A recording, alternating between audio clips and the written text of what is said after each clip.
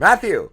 Hey guys. Hey, how you doing? Matthew Santoro, YouTuber from in Canada. But you're in LA now, correct?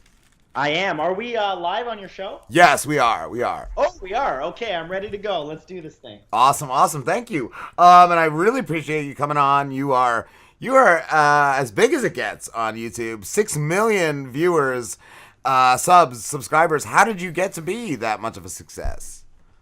Oh, well, thanks so much. Well, first of all, I'm very grateful that you invited me on your show. I know had a little back and forth over the email there, but these days get busy, you know what I mean? Mm-hmm. But yeah, so I mean, I've been doing this for a long time. I've been doing this for I'm approaching my 10th year. And yeah, I started doing it as a passion project. It was just something that, online video was very exciting and new back in 2009, and people were just starting to make a career out of it, but it definitely was still not a thing. It was very odd to walk around with a camera pointed at you. It looked narcissistic. Not that it still isn't, but it was a passion of mine. And then one day it just, I stuck with it and just did it for fun, and eventually it just took off. Cool, cool. And do you feel like you just hit it at the right time? Like, I think so. Have you ever read Malcolm Gladwell Tipping Point? no. No, Malcolm Gladwell, he wrote Outliers.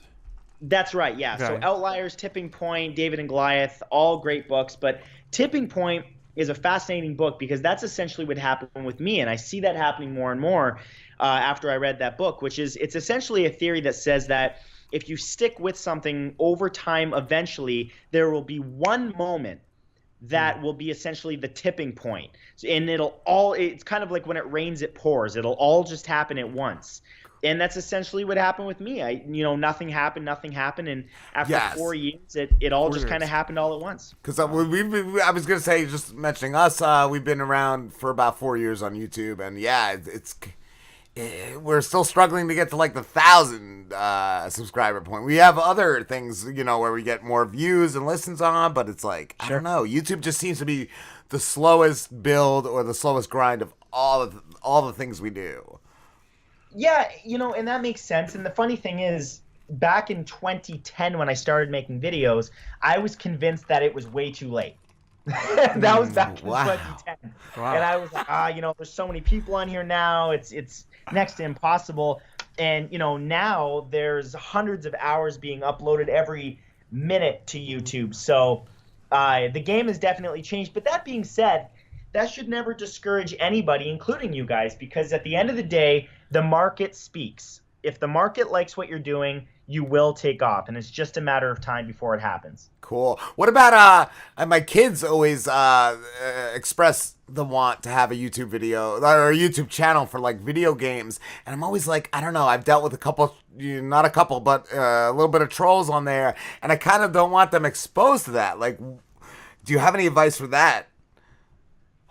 Well, it's a little different for kids. I mean, if you're an adult, it's definitely easier to handle, especially the older you get, right? Like, I don't know how old you guys are, but you're probably old enough to be like, yeah, I don't really care what people have to say. I'm mature enough now, etc. Yeah. But I think, young kids are entering an age of everything is online. And I think, I'm kind of torn because on one hand, I think it's good to expose them to it early and to explain to them that the internet is just an amplified version of the sort of increasing egoic madness of the world that's happening right now. And I'm kind of speaking in terms of esoteric, spiritual terms. Not everyone will be familiar with that, but I think it's important to guide them. I think that's what it comes down to.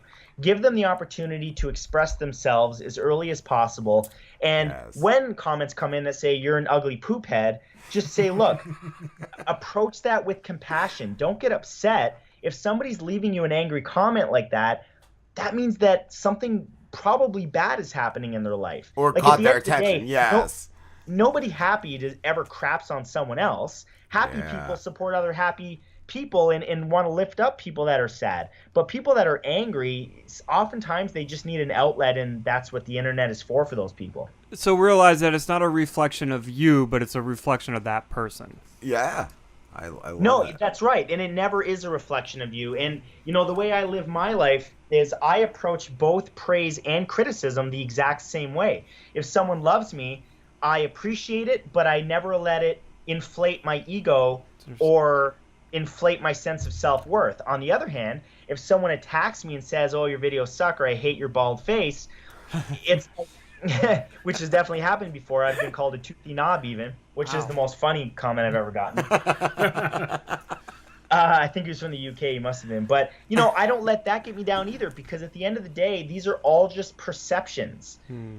Whether they like me or not, it's like, okay, you like me or you don't like me. I appreciate if you do. You're not going to get me down if you don't, because, there's a million different people that will look at what you do and who you are a million different ways. So if you get caught up in every single person's opinion, you'll go mad. Yes, that is so true. And I was going to ask you too, if your fame, if your rise to fame has it messed with you as a person, or have you adjusted well to it? Oh, of course it has. For me, I always like to say it took me 4.5 years to be an overnight success, Yeah. And definitely, it all came very quickly. And when it came, I was at a point in my life at that time where I hadn't really addressed my mental health, and I had just gone through a breakup, and it really exacerbated a lot of my problems. But, I'm actually looking back very, very grateful for everything that happened around that time, because it forced me to confront my mental health. And now I'm in the strongest point, both spiritually and mentally, that I've ever been in my life. And I don't think I would have gotten there until I hit a low point. So that would be my advice for anyone out there. If you're going through something really tough, I know it's hard to see it now, but if you learn from your experiences and, approach it from a place of, okay, I'm going to improve my mental health from here, and you just get tired of being sick and tired, I promise it'll make your life better in the long run. Cool. And Matthew, you started your YouTube. Was it like top 10s and 50 amazing facts? It actually wasn't. I started doing comedy sketches, and over time I started to see like, oh, this isn't really working. And then I said, okay, I need to switch it up clearly. So I started doing top 10 lists and going back and forth between that and the sketches. But then I started to notice the top 10s were getting 3 times, 4 times the views. And I thought, what would happen if I cut out the comedy sketches, but just integrated the comedy from the sketches into the top 10s? And that was the secret sauce. And for whatever reason, top 10s were popular at that time, and it all just kind of worked together, and it took off. What has been your favorite top 10 that you've done? Oh, that's a good question. Well, I'm approaching 800 videos. So, but I think there's a few. They're older videos. One of them is the 10 most mind-twisting paradoxes of all time. That's one of my favorite ones because I love things that sort of make you think, and paradoxes in particular. So there's a few, but I would say that one. It's a bit of an older video. I've also done a part 2 on it, but that one in particular is really good. You gonna say something? Yeah, so first of all, I think your content is genius. Just going through some of your videos, and like all of us have seen your videos before. Yes. I wanted to bring that up. I was watching your videos. I'm like, I've seen this guy before. And then Slamborghini, who is our third mic, I was like, hey, you got to check out some of this guy's videos before this interview. And he's like, oh, I've seen this guy before. Yeah. And I'm like, yeah, we've right? Just from Googling he just a term. like one day Slambo was like, I want to look up disturbing paintings, and Googled disturbing paintings, and your video came up. The top creepiest paintings. That was a really good video. but so like I mean that is genius. And what I've saw going through your videos is you're interested in a lot of things. There's video games. There's like everything. Like yes. what do you have to seek out like new interests? Or are you just interested in everything in the world? Like how does that work? How do you find all this content? Yeah, so I now have a small team that I work with. First of all, thank you for the compliment. I really appreciate that. I used to write everything myself. I used to shoot everything myself, edit everything myself. And then one day I spoke with Rhett and Link, and I don't know if you're familiar with those two. They're obviously very big on YouTube. And I spoke with them at a YouTube event, and I said, guys, I want to get an editor, and I know I can put out more videos, but my videos are my babies. Like every single little part of it is down to the detail of exactly how I want it, and I don't want anyone messing with my vision. And they said, Matt, you just have to have faith at some point. They said our stuff didn't take off until we just gave up control and allowed someone else to do some of the work. Wow. And I said, okay, and I did that, and lo and behold, look what happens. So for anyone out there that's an entrepreneur, you're going to reach a certain point where you're going to face a crossroads of, do I continue to put out, a small amount of content, but exactly what I want, or give up, say, 5 to 10% of the vision, but put out much more. And in some cases, the people that are editing your videos or whatever the product is will actually do a better job. And that's what I found, is that when I got my editor, who, I have a small team, but they're scattered all over the world. My editor, who's actually in Doha, which is Dubai, near Dubai, is much more talented than I ever was with editing. So I ended up going through one or two other editors that were kind of poop, but then I found this guy, and it's just a learning process. Nice. So, that would be my advice to anyone out there. And another example is, I know a girl who creates these things called fugglers. Have you guys ever heard of those? I've seen them. I've been wondering what they are. They're like hideous little stuffed animal things, but they're crazy looking. Right. Exactly. They're really creepy dolls. Yes. And this lady used to make them by hand. Her name's Miss McGettrick. We're actually friends. And the way that we became friends is because I made an old video called The Creepiest Children's Toys. That was #1. And that was at the peak of my, sort of viewership, and I was blowing up at that time. And so when I talked about them, people searched them and crashed her Etsy store. And which was really funny. And she ended up reaching out to me and saying, like, I hate you, but I love you at the same time.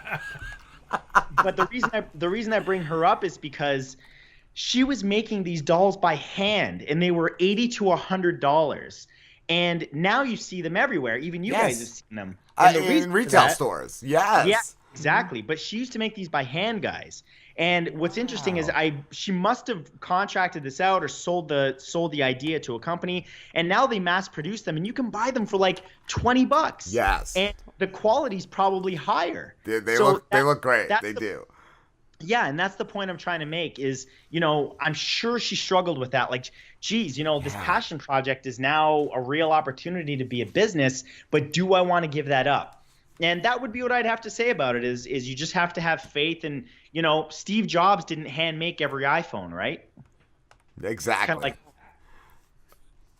Good. So I actually have one interesting antidote to go along with that is our buddy Kevin Goatee. He does a series called Comics Watching Comics, and I saw a post he just posted today that was super interesting, where he was like, man, Adam Carolla is getting his fans to put these shows together for him. And he said the first time he saw that, he was like, despise Adam Carolla, like, why are you making your fans do that? And then he realized, no, that's genius. That's where you want to be. You want to be to a point where your fans who aren't making any money are like selling your stuff, and like they're promoting and making your shows. Like, I thought that was very interesting. Yeah, if you can get to that point, that's fanaticism. Like, if fans are that, in love with your product, then you should try to get that. That's great. I was going to ask too, Matthew, you've won awards, you've written books, you've met Bill Gates. Is there anything that you haven't done that you would still love to do? I mean, does going to space in a SpaceX rocket count? I don't know. Yes, that would be amazing. I've done a lot. I'm very grateful for my life. I've, like you said, written a book. I just met Bill Gates, very nice guy. I've been in the most recent and last Resident Evil movie in South Africa where we shot that. That was really cool. I think the next evolution of my life, and to be honest with you, what I'm starting to see maybe the true purpose of my life is to help the world's mental health, and more specifically, the world's spirituality and I don't know, are you guys familiar with spirituality at all, and like the ego and awakening and consciousness and things of that nature? I know I have looked into mindfulness and stuff like that, so I know a little bit about it. I know Slambo here, you studied Buddhism to a point. Yeah, it's definitely something I've delved into. Yeah, so that's something that I'm starting to see what it's done for my life, which is it's completely transformed my life and made me the happiest I've ever been in my life, and more grateful than I've ever been. And you know, there's a word that I keep coming across in all the books that I read, and I read voraciously. I'm on my 12th book of the year, and a lot of them are, you know, spirituality and you know, various books by Eckhart Tolle and Thich Nhat Hanh and all these people.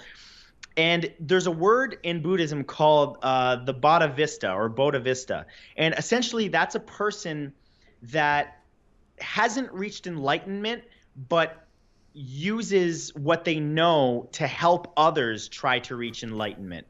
And I think that's something that is, I just have a gut feeling that that's kind of going to be the next stage of potentially my content. I already do that on my social media. I don't know if you guys. I did. You know, I saw some of that, and I really respect the stuff you've done with mental wellness and stuff like that.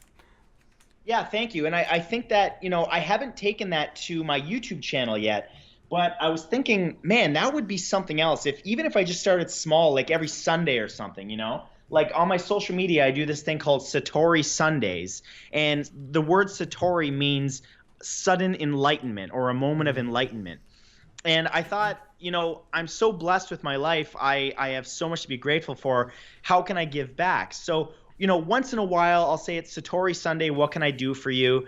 And, you know, I'll do anything from, you know, give a fan a digital hug via emoji or a positive word to, you know, buying them a laptop or an iPad or something that their family needs. So I've done, you know, a variety of things, but it makes me really happy, and it's just my way of giving back. So I figured if I'm already doing that on my social media, why not take it to my biggest audience? So I have a feeling that'll be the next stage. Yes. Do you meditate regularly?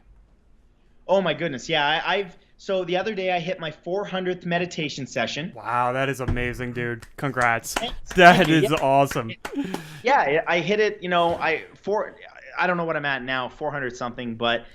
You know, I've been doing it for over a year now, and this year I only missed one day. That's January 9th, and I know that because I use the Calm app. That's how I keep track, and I use guided meditations and, you know, things of that nature. But, yeah, I do it at least once a day, minimum 10 minutes every day. And I always tell people, you know, you really need to try meditating at a minimum. You don't even have to be spiritual, just to relieve your anxiety. Like, I guarantee you 80 to 90% of people right now that are listening have anxiety of some sort or depression or something else. And meditation really over time helps with that, you know, and everybody's different. Some people might need medication or therapy and things of that nature. But for me, I used to be severely depressed. And the way that I got out of the anxiousness and depression was medication, therapy, and meditation. And it's been, you know, some time now, and it's just meditation has completely changed my life. And I always say to people, if you don't have 10 minutes, you don't have a life.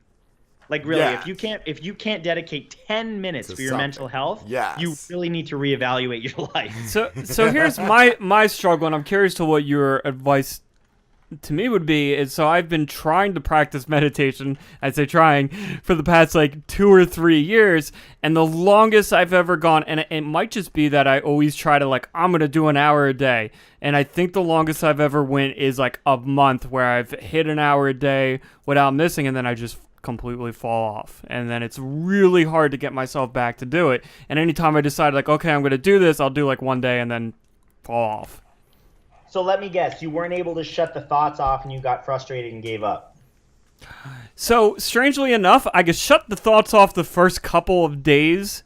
Yeah. It's like maybe a weekend, that's when it becomes hard, and that's when I start feeling like, nah, I can't do this, I gotta sit here and think. Gotcha. Okay. Well, first and foremost, what I always tell people, whether it's meditation or anything, it's not about perfection, it's about progress.